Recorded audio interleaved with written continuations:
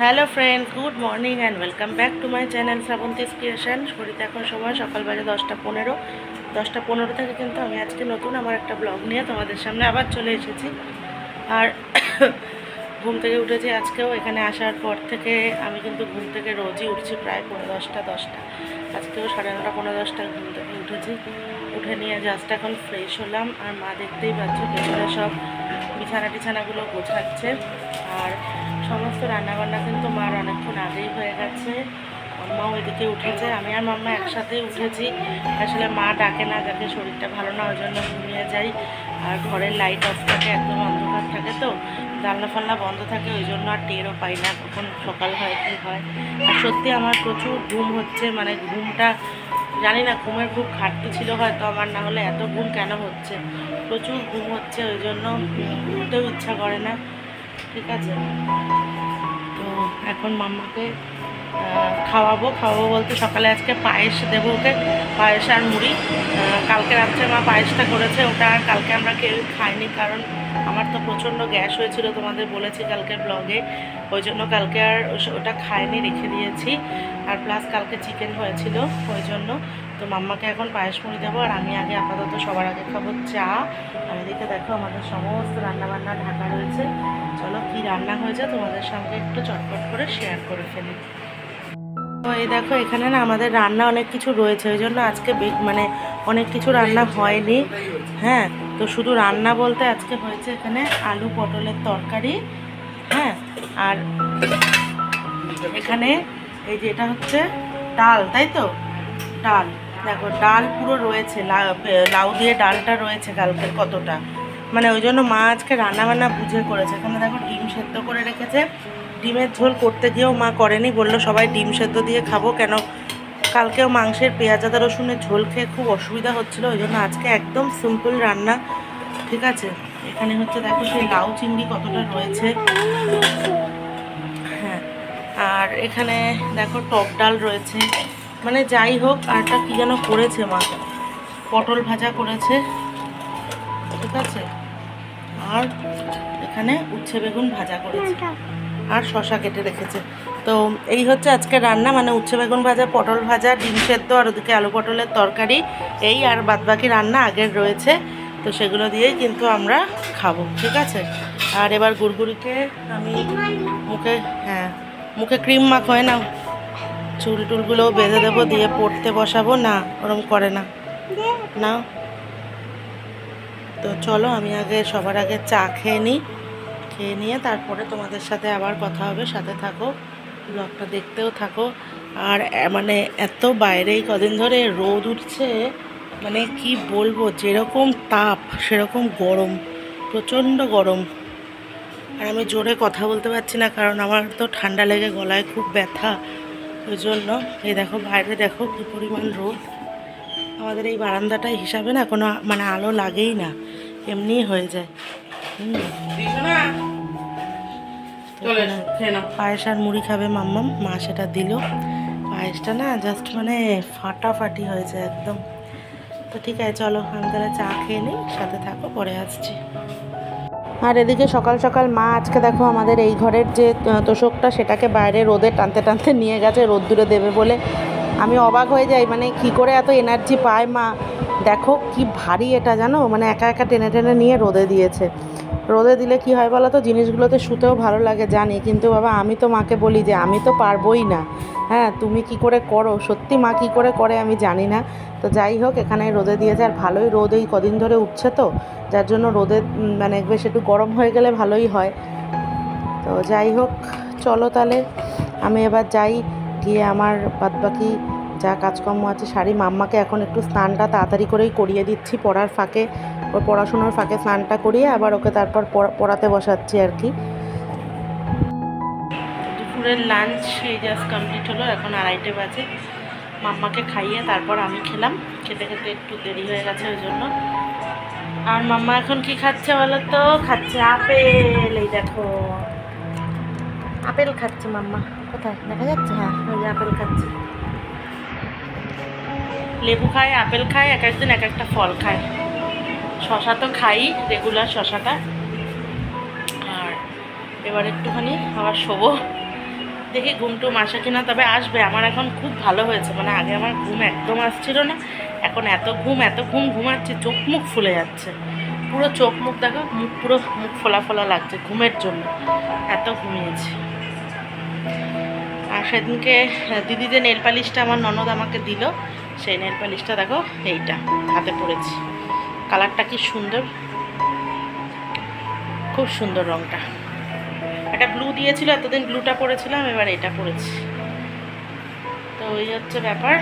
আর বাবা ওই ঘরে শুয়েছে, বাবা ওই ঘরে শুতে গিয়ে পাগল হয়ে যাচ্ছে। অনেকবার মা বললো ওই ঘরে শোয়ার জন্য, আসলে আমি খাচ্ছিলাম, দেরি হয়ে যাচ্ছে, আবার তো 3:45-র মধ্যে বেরিয়ে যায়, তো ওই জন্য চটপট করে একটু না শুলে ভাল লাগে না, আবার ট্রেন ধরে যাবে দোকানে এতটা, ওই জন্য ওই ঘরে শুয়ে পড়েছে। আর মা ওই ঘরের তোষকটা দিয়েছে রোদে, আর এত গরম ওই ঘরে খাটে শুয়ে বাবার একদম গরম লেগে যায়। তো ওই ঘরটা গরম, তার মধ্যে তোষক গরম, আরও গরম লাগছে। আর মার এদিকে মনে হয় হয়ে গেছে সব, হয়ে গেছে তোমার সব কাজ? কাজের শেষ নেই, কাজের শেষ নেই। তো যাই হোক, একটা ঘটনা তোমাদের সাথে শেয়ার করা, সেটা হচ্ছে এখন আমি মাঝে সাথে ব্লগ মিস করছি, মানে ব্লগ দিচ্ছি না, আবার দিচ্ছি না, এরকম করছি। এটা আমার ছিল না, আমি রেগুলার বেসিসে ব্লগ দিতাম, বাট এখন এটা করছি খানিকটা বলতে পারো আমার খারাপ লাগার কারণে। আমার খারাপ লাগছে, মানে আমার এখন মনে হচ্ছে যে আমি ব্লগ আর দেবই না। কেন বলো তো, তোমাদের সাথে রিজনটা শেয়ার করি। আমার ওয়াচ আওয়ারটা, হ্যাঁ, অনেক কষ্ট করে জানোই তো, এখন 3000 ঘন্টা করে দিয়েছে। তো 3000 ঘন্টাটা করা মানে কিন্তু প্রচুর ব্যাপার, হ্যাঁ, অনেকটা স্ট্রাগল করতে হয় সেটা করতে গিয়ে। তো বাদ বাকি সব ক্রাইটেরিয়া মোটামুটি আমার পূরণ হয়ে গেছে, কিন্তু এই 3000 ঘন্টা ওয়াচ টাইমটা আমাকে অনেক কষ্ট করে করতে হচ্ছে। তো সেখানে আমার মানে ওয়াচ টাইমটা 13 ঘন্টা কেটে নিল। ওয়াইটিতে আমার 13 ঘন্টা আমার ওয়াচ আওয়ার কেটে নিল। এটা কেন কেটে নিল, এটাই আমার কাছে প্রশ্ন। কেন কেটে নিল? 1-2 ঘন্টা গেন করতে আমাদের প্রচুর পরিশ্রম করতে হয়, 1 ঘন্টা ওয়াচ আওয়ার বাড়াতেও আমাদের খাটনি করতে হয়, সেখানে 13 ঘন্টা যদি আমার কেটে নেয়, মানে রেগুলারই দেখছি ওয়াচ আওয়ার বাড়ার পরিবর্তে উল্টে কাটছে। এটা তো ঠিক নয় না। এটা হচ্ছে বলে যার জন্য আমার এখন আর মানে কোনো কিছুর প্রতি, হ্যাঁ যাও খেয়ে নাও, কোনো কিছুর প্রতি আমার আর মানে সিরিয়াসলি আমার কীরকম লাগছে, ব্লগ দিতেই আর ইচ্ছা করছে না। মনে হচ্ছে আমি যেটা নিয়ে এগোচ্ছি, যেটার পেছনে আমি এফর্ট দিচ্ছি, সেটা যদি আমাকে সেই আশানুরূপ ফলটাই না দিল। ওয়াচ আওয়ার ধীরে ধীরে বাড়াক, সেটা একরকম মেনে নেওয়া যায়, কিন্তু যেটা আমি অলরেডি আমার পাবলিক ওয়াচ আওয়ার যেটা আমার পূরণ হয়েছে, সেটা যদি কেটে নেয় তাহলে কীরকম লাগে বলো তোমরা। তো ওই জন্য এইসব কারণে না আমার একদম ভালো লাগছে না, ব্লগ দেওয়ার ইন্টারেস্টটা আমার চলে যাচ্ছে। তবুও আমি হাল ছাড়বো না, চেষ্টা করে যাব। তোমরা পাশে যদি থাকো তাহলে নিশ্চয়ই একদিন পারবো, এটা আমার বিশ্বাস। ঠিক আছে, তো চলো এখন আপাতত একটু রেস্ট নিই, বিকালে আবার কথা হচ্ছে।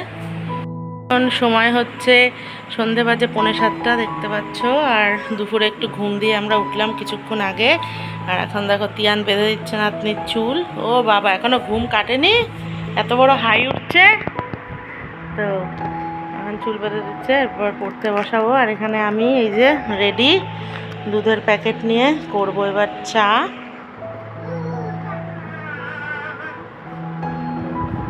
দুধটা জাল দেবো, জাল দিয়ে মাম্মাকে আজকে এই দুধই দেবো, একটুখানি পাতলা করে দেবো আর কি।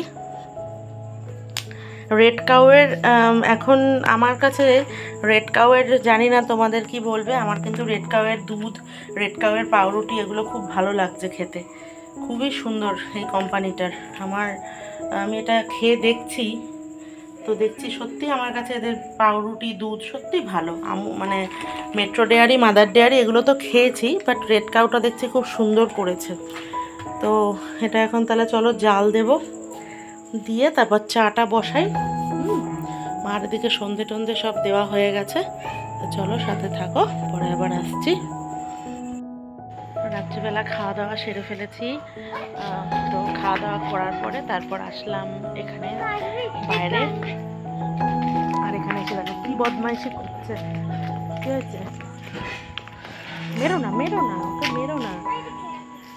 আমাদের গলিতে কুকুরটা সব সময় থাকে, ওই কুকুরটা মানে কোনো মানুষ আসতে পারবে না, কোনো মানুষ না, ও এত পাহারা দেয়। মানে সবাইকে, একটা যদি কোনো এমনি মানুষও কারুর বাড়ি আসে, ও এমন চিৎকার করবে লোকজন আসা বন্ধ করে দেবে, এরকম টাইপের, এত পাহারা দেয়। সর্বক্ষণ এবার সেই যাই হোক, তো কুকুরটা সবসময় গলির মধ্যেই থাকে। মামা চুপ করো। মার এখনো কাজ হয়নি, মা এখন সব মোছামুছি করছে, খাওয়ার পরে যা হয় আর কি।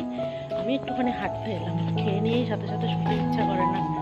আজকে অনেক দিন বাদে খেলাম, মানে একটু শান্তি করে খেলাম, খেয়ে ভালো লাগলো আমার। এই কটা দিন অবধি আমার একদম ইচ্ছা করছিল না, জানি না কাল সকালে আবার কি হবে, কিন্তু এখনের খাবারটা আমার ঠিকঠাক লাগলো খেয়ে। খিদে পেয়েছিল দেখলাম অনেক দিন বাদে। যাই হোক, তো একটুখানি হাঁটি, চলো, তারপর তোমাদের গুড নাইট জানাবো, সাথে থাকো। আর এখানে মাম্মামের কাণ্ড দেখো, হাঁটতে হাঁটতে আমাদের গলিতে এখানে টোটো রাখা রয়েছে, সেখানে দেখো মাম্মাম উঠে পড়েছে, উঠে পড়ে চালানোর চেষ্টা আর কি, মানে বেশ একটু ফাঁকা গাড়ি দেখেছে, যার জন্য উঠে পড়েছে। আমাদের দেখেছই তো তোমরা এর আগেও যে ওখানে রিক্সা রাখা থাকে, টোটো রাখা থাকে গলিতে আর কি, এগুলো রেখে যায়।